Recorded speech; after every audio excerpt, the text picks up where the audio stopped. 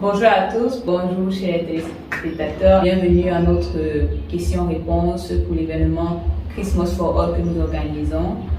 À mes côtés, j'ai quelques membres du comité d'organisation de cet événement. Ils vont se présenter. J'ai à mes côtés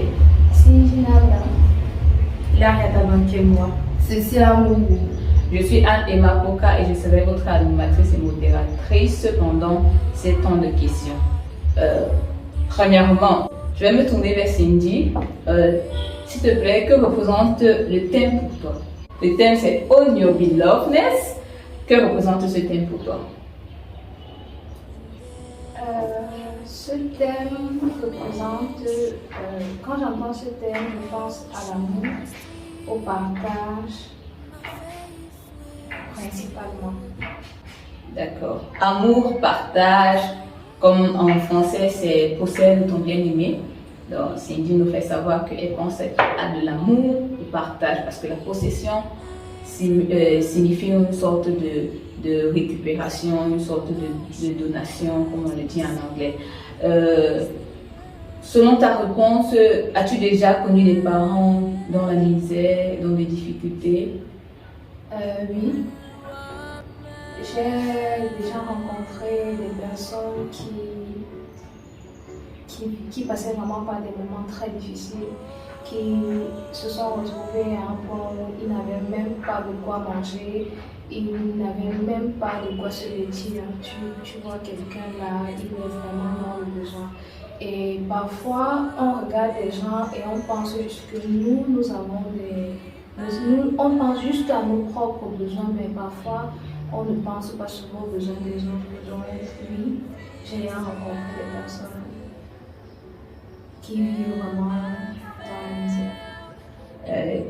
D'accord, et je pense que, comme Cindy l'a si bien dit, nous tous autour de nous, nous en connaissons forcément de personnes qui sont dans ces difficultés, dans la misère. Cécile, à ton avis, comment penses-tu qu'on peut aider ces personnes-là? On peut aider ces personnes-là en organisant des collectes de nos produits qu'on utilise, puis on les offre. On peut également faire des dons matériellement, financièrement. Des dons matériellement, financièrement, qui peuvent aider à subvenir à leurs besoins. Ça peut être des besoins alimentaires, ça peut être des besoins vestimentaires, hygiéniques. Il y en a même qui n'ont pas de brosse à dents, qui n'ont pas de dentifrice, mais ils en ont vraiment besoin. Je vais me tourner vers Hilaria, elle va nous faire savoir pourquoi est-ce qu'il est important d'essayer d'aider ces personnes et surtout quand on pense que ça ne nous concerne pas. Donc pourquoi est-ce que tu trouves important de le faire? Bon, déjà, je trouve qu'il est très judicieux d'aider ces personnes qui sont dans le besoin parce que, comme Cindy l'a dit, ces personnes-là sont dans la misère. Ça veut dire, ce n'est pas simplement une misère financière, ce n'est pas simplement une misère globale. On va parler aussi de leur état moral parce qu'ils ont besoin de soutien, ils ont besoin de soutien financier, moral. Donc, je pense qu'on ne pourrait pas dire que cela ne nous concerne pas. Parce que, comme Emma l'a toujours si bien dit, on ne donne pas aux autres parce qu'on en a tellement, mais on donne aux autres parce qu'on sait ce que ça fait de ne pas avoir. Donc je pense qu'on doit toujours se sentir concerné par le fait que notre prochain n'est pas quelque chose, notre prochain n'est pas quelque chose à manger, notre prochain n'est pas de quoi payer la scolarité de ses enfants. Le strict minimum, en fait, je me dis, on devrait le procurer à notre prochain. Voilà. Donc, de toute manière, ça nous concerne quand même.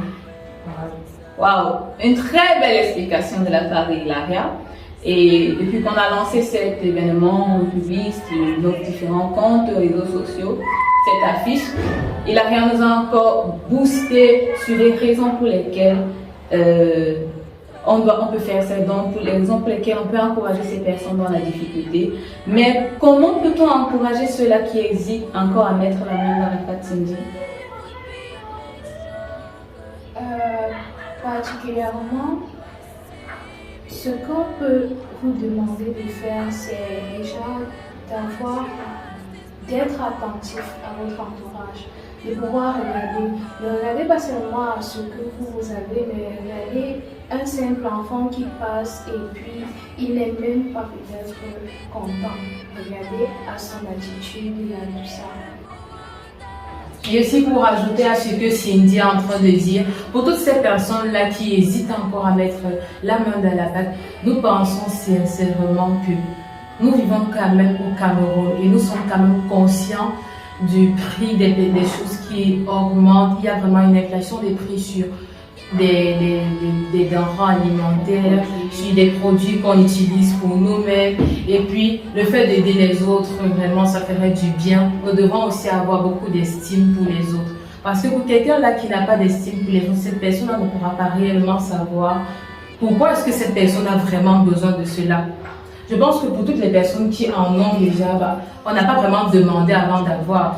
C'est certes, on a bien pu sacrifier tant de choses pour en avoir, mais aussi donner ses recevoir, comme on le dit très bien dans la Bible. Ok.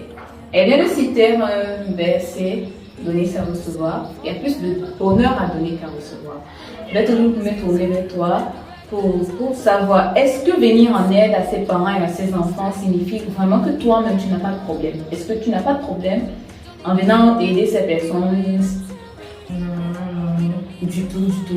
Certainement, j'ai beaucoup de problèmes. Je ne pourrais pas dire que j'ai tellement de problèmes plus que ceux qui sont à la table avec moi. Mais j'ai mes propres problèmes. Du moins, chacun a ses problèmes. Mais ce que j'aimerais vraiment attirer votre attention dessus, c'est que le fait que vous donnez aux autres ne va pas forcément dire que vous n'avez pas vos propres problèmes, vous-même vous n'en avez pas besoin, vous n'êtes pas dans le besoin, ou bien si vous en avez tellement. Le don ne se catégorise pas par les classes sociales. Donc il ne faudrait pas forcément être très riche pour pouvoir offrir quelque chose à quelqu'un. Il ne faudrait pas forcément être très pauvre et se dire non, je n'en ai pas vraiment assez. C'est parce que dans notre société, on matérialise beaucoup ce qu'on donne aux autres. Parce que je me dis, la simple connaissance, c'est donner quelque chose à autrui. Je peux venir là et puis je me rends compte que Cindy a besoin des tresses. Elle n'a pas l'argent pour aller se payer des tresses. Mais alors, je peux l'aider dans ce sens-là. Alors, c'est pas pour dire que moi-même, j'ai pas de problème à me coiffer. Mais le simple fait de s'entraider, je me dis, ça nous permet même aussi d'éviter ou bien de dissimuler un peu nos problèmes. Pour ajouter, c'est ce que Laria vient de dire, l'attitude de gratitude est généralement une des clés de réussite dans la vie de tout un chacun. Le simple fait que nous avons de quoi manger ou poser la tête, c'est vraiment quelque chose, c'est une grâce. Nous devons être reconnaissants pour cela au Seigneur. Et maintenant, il y en a qui n'en ont pas. Donc, dans notre gratitude, nous reconnaissons que nous avons au moins cela. Nous pouvons subvenir, aider ceux-là qui n'en ont pas. C'est pas qu'ils n'ont pas la valeur que nous avons, mais au moins ce que nous on a, s'ils n'en ont pas, on peut aider à ces niveaux. Maintenant, Cécile, est-ce que tu penses vraiment que ces dons vont faire la différence dans leur vie? Par exemple, qu'est-ce qui peut se passer après avoir fait les dons? Oui, ça va faire la différence dans leur vie parce que après avoir aussi ces dons, ils seront aussi dans la joie et dans l'amour d'avoir aussi cela. Donc, ils vont utiliser cela pour leurs besoins et autres. Ok. Il y a des besoins, il y a des nécessités, comme elle a si très bien dit. À côté de ça, on va après les dons, parce que les dons ne se limitent pas là. On dit souvent que pour mieux aider quelqu'un, il faut l'apprendre par exemple à pêcher, à comment avoir du poisson, comment avoir du pain. Donc on va après cela organiser des petits ateliers métiers, on va organiser des petites conférences émotionnelles, métiers pour les encourager à faire quelque chose. Ça peut être réaliser des savons, réaliser des paniers. Donc on va faire des petits ateliers là pour soutenir tant sur le plan idéologique que sur le plan professionnel, constructif et effectivement. Donc c'est en fait ça l'idée. Il y a ces dons, il y a également ces petits booster leur créativité. Voilà. Exactement, merci Laria. Donc comme tu parles de booster la créativité, comment aider ces personnes de façon émotionnelle? Comment les aider émotionnellement? Bon, pour la petite histoire, je suis arrivée à Quito dans ce passé, je me dis. Et puis j'ai vraiment cette approche par des petits jeux, cette approche par ce que les enfants aiment. il y avait la minute mood où on mettait les humeurs de tout un chacun sur un tableau. Et puis vous pouvez voir, il y en a qui sont pas très contents, mais rien que parce qu'il voit son ami en train de partir cocher sur le sticker qui sourit, qui est super content, bah lui aussi va lui cocher et puis se dire la vie c'est pas toujours les problèmes, la vie il faut pas toujours être focus sur ces problèmes. Donc pour le fait d'aider les gens émotionnellement, je me dis il faudrait juste comprendre les autres, parler avec eux, essayer de discuter avec eux, leur apporter en plus. Le simple fait de les écouter aussi, ça pourra les aider. Ah, super. Super. Elle a parlé d'un point, peut-être vous ne connaissez pas ce qu'on appelle la minute mood chez nous. C'est quelque chose d'intéressant. En venant, vous allez mieux comprendre. On fait ce qu'on appelle le mental health checking pour se rassurer que la santé mentale de tout un chacun, santé émotionnelle est au top. Quand c'est pas au top, on essaye d'avoir un suivi. Et c'est la même chose qu'on fera avec les personnes non nécessiteuses, après notre œuvre caritative. On va se rassurer toujours que ces personnes-là vont bien de façon émotionnellement. Ça ne veut pas forcément dire que nous, on va super bien, même si ça ne va pas. Il faut toujours savoir tendre la main à d'autres personnes. Bon, pourquoi tu penses que c'est nécessaire de faire ce don, c'est nécessaire de soutenir, de s'occuper du mental, tout ça de façon globale? Je pense que c'est bien de faire des dons, c'est bien de soutenir le mental. Je vais prendre d'abord le côté émotionnel, le côté mental, parce que moi personnellement, ça arrivait que je me retrouve dans des situations où mon mental est réellement à zéro. Tout le monde va dire d'accord, on est souvent fort, mais il y a toujours des moments où on craque un peu. Et je n'ai pas eu des personnes autour de moi qui pouvaient m'écouter. Ou du moins, j'ai eu des personnes qui pouvaient m'écouter, mais qui n'ont pas su peut-être mieux m'orienter. Des personnes qui m'écoutaient, mais qui me jugeaient à côté. Et je pense que tout ça impacte sur la vie des autres. Donc je me dis, il faudrait toujours avoir une personne au moins sur qui on pourra compter dans des moments de tristesse, dans des moments de joie. Et le simple fait de recevoir, moi personnellement, j'aime tellement avoir des petits cadeaux, avoir des petites surprises. C'est vice versa. Oui, c'est vice versa. Donc je me dis, je vois pas qui ici me vient là et puis je te dis Cindy, j'ai un petit parfum, Yves Rocher là pour toi. Tu vas pas me dire que tu vas refuser. Voilà, en même temps, c'est toujours le sourire que je t'apporte, le simple fait de t'écouter lorsque ça ne va pas chez toi. C'est toujours un plus que je t'apporte. Donc, aider les personnes, aider les gens, aider notre entourage. On parle des personnes, des nécessités depuis, mais comment est-ce qu'on entre en contact avec ces familles, ces personnes dans le besoin?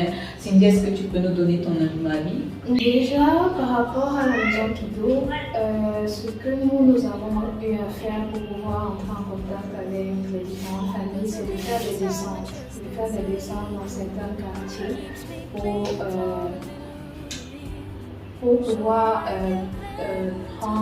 sensibiliser les familles, pouvoir sensibiliser les familles. Et en dehors de ça, si de votre côté vous avez des familles qui sont proches de vous, qui vous tiennent à cœur, n'hésitez surtout pas.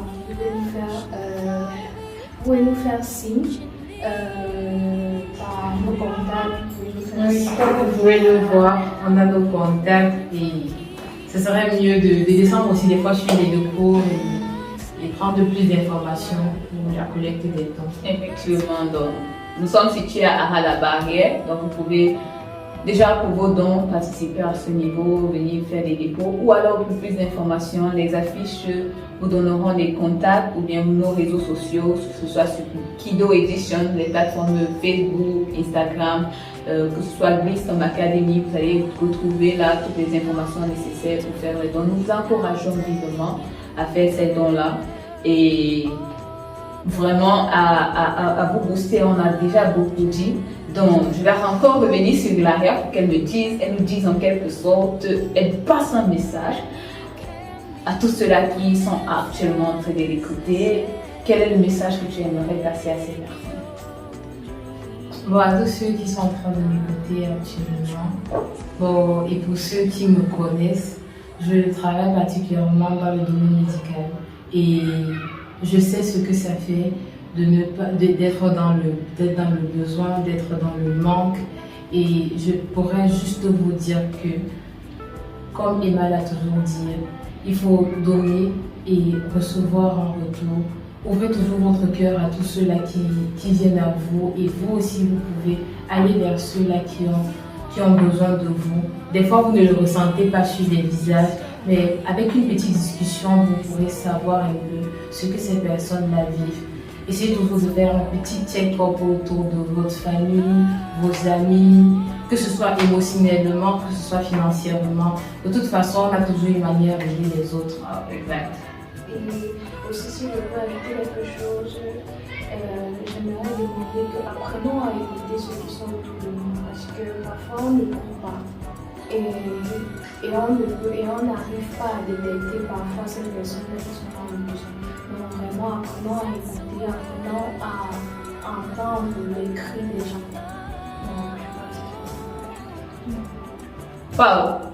J'espère que tous ces messages sont tombés dans des oreilles vraiment attentives, des gens qui écoutent, qui comprennent et qui se sont touchés. Donc des cœurs aussi ouverts à recevoir ces messages. Ça a été des messages très doux. Donc, on vous invite également à notre Christmas Party. Là, c'est notre caritatif Christmas for All. Nous avons notre Christmas Party qui va se dérouler entre le 29 et le 30, entre le 28 et le 30, le 28, 29, 30 décembre 2022. Nous attendons ici dans nos locaux pour célébrer avec nous notre événement de Christmas Party, pendant laquelle nous aurons la remise officielle de ces dons que vous auriez fait, que tu auras fait, que Cindy aura fait, que Cécile aura fait, que chacun de nous, que toi aussi tu auras fait. Donc on va remettre cela à toutes ces familles, à tous ces nécessiteux, toutes ces familles que vous aurez mis en contact, famille et nous. Donc on va les remettre tout ce qui a été collecté pour eux. Donc qu'est-ce qu'on peut vraiment espérer pendant ces 3 jours, Cindy? Est-ce que tu peux nous dire, pendant les Christmas Party, qu'est-ce qu'on peut vraiment espérer en matière de dons, en matière d'activité? Ce qu'on peut espérer déjà, c'est de la joie. Oh, il y a énormément de joie ce jour-là. Ouais. Et beaucoup de partage. Vraiment, que ça soit d'un plus petit jusqu'au plus grand, tu découvres tellement et tu peux aussi découvrir énormément en toi. Et en plus de cela, il y aura des activités comme la décoration, il y aura des activités, des causeries, même avec ces familles-là. Il y aura des moments de jeu, d'interaction avec les différents participants. Pour l'instant, c'est différentes activités qui me viennent en tête, mais vraiment attendez voir Un spécial Christmas. La bombe! Surtout qu'il y a toujours à manger à Europe. Ok, 11e point. Donc, Cindy nous a dit, de notre part aussi, on attend vraiment beaucoup de dons. On attend la satisfaction totale de ces familles, de ces enfants. Là, on attend vraiment la satisfaction. Vous êtes invités, tu es invité, je suis invité. Donc, j'espère vraiment, nous espérons vraiment que chacun de nous allons rentrer avec un large sourire, tant sur le plan émotionnel, fun. Donc, on va beaucoup s'amuser. J'aimerais poser la question à Cécile. Comment est-ce que d'autres bons samaritains peuvent nous rejoindre? D'autres bons samaritains vont nous rejoindre au travers, nous devons les sensibiliser, les sympathisants.